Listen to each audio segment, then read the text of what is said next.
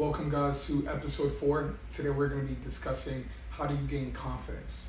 How do you build confidence? How is this something that you can translate to your job inside the gym and outside the gym? Let's first define what confidence is, right? Confidence is self-belief, knowing your belief, knowing your worth, knowing the work you put in. Repetition builds confidence. You see it with athletes.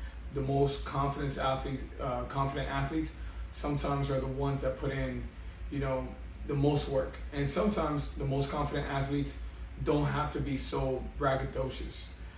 Confidence can be loud. Confidence can be quiet. Confidence can mean I'm the loudest one in the room because I don't speak. Confidence also says I'm the loudest one in the room because I'm confident in myself. Look at the way I dress. Look at the way I go about how I look. Right? Confidence is many things. Confidence is what you wear, how you go about wearing it, and how you exploit that. I think it's really important that we understand this because, what makes you confident at your job is how passionate you are about it or how hard you've worked at it, right? So me as a coach, I can be confident about programming and the work I've done with my athletes and my people is because I've been there. I've probably done the workout myself. That's something I preach to our trainers.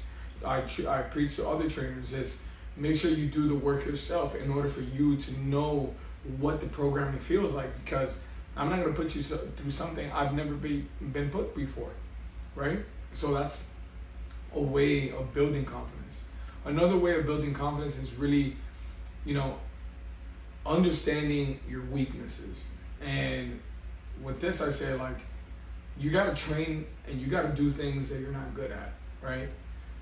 Public speaking, for me, at one point in my life was something I was not confident in.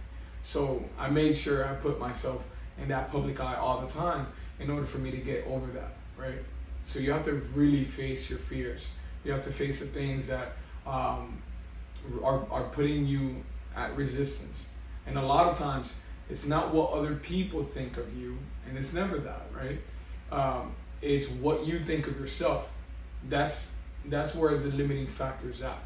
What you think about yourself really says a lot to what you want other people to think about you.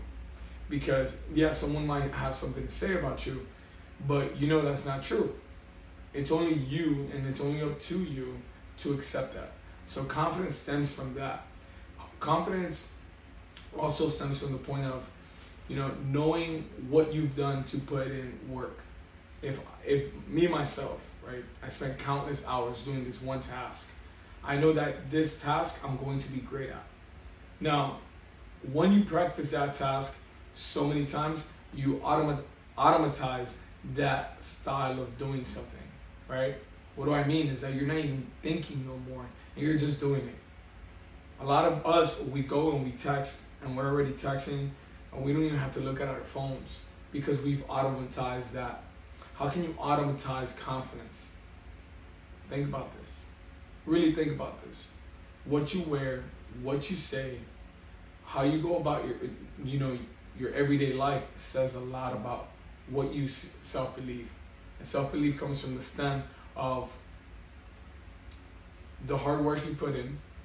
And a lot of times, it also stems from a point where you never really had the confidence in the first place. Fear is something that holds us back. Of course, it's a limiting factor, but what we fear is often what is going to take us to that next step. And, I constantly see, especially in the gyms, I think that this happens to a lot of coaches, right? One of the things that people mostly fear is box jumps. I see it all the time. It's like, oh no, I'm scared to fall. And I tell people, I'm like, what's the worst thing that's gonna happen? That you fall? That's the worst. There's nothing more worse than that. It's as simple as that. It's just you falling, right? And is falling a failure? No, it's learning. When you learn something, you're not gonna be great at it, but it takes time for you to learn it. So you're learning this new skill. And through that learning phase, you'll be able to become better at it. And that's the point that we want to get to, is to replace failing with learning.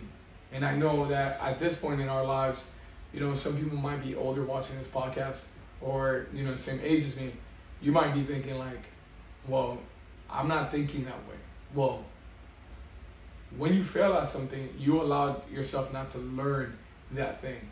If I fail at something, I'm going to make sure I learn what I needed to learn from that situation so I can move on and then not fail anymore, right?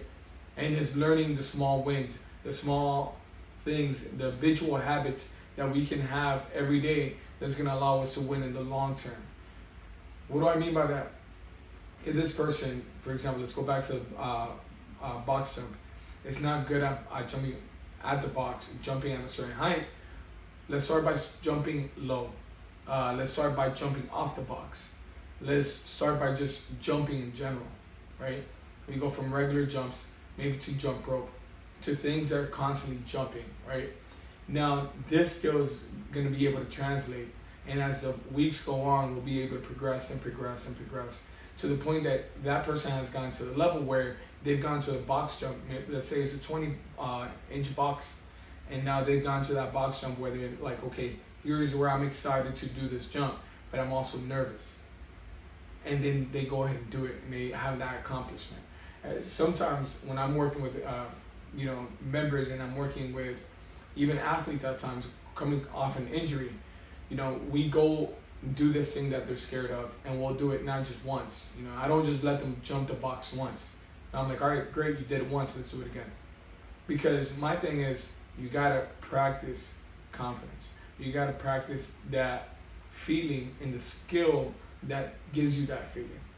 It's inevitable that those that have succeeded at a higher level and continue to succeed, continue to confront what they're scared of and what makes them uncomfortable. These uncomfortable situations give you leverage, right? Nothing that makes you comfortable is going to make you grow. Everything that makes you uncomfortable allows you to grow. When you get sore, you get uncomfortable. You're walking around, what's your muscles doing? Repairing. That's why they're sore, right? You have little micro tears at the muscle tissue.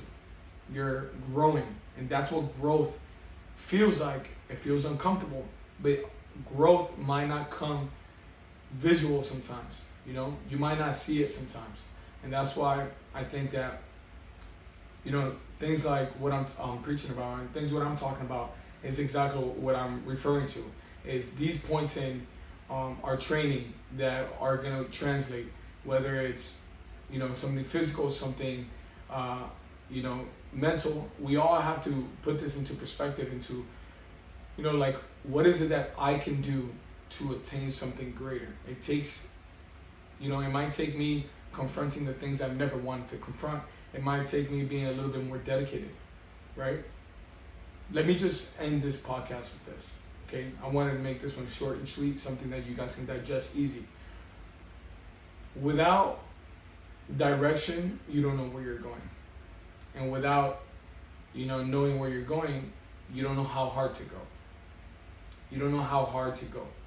Let me repeat that. Without direction, you don't know where you're going. And without direction, you don't know how hard to go. I think this is important, because without direction, where are you supposed to go? How are you supposed to start? And if you don't know how to start, how are you going to go hard at that thing? How are you going to go hard in the paint? You can't. You can't go hard in the paint. You don't know what you're doing.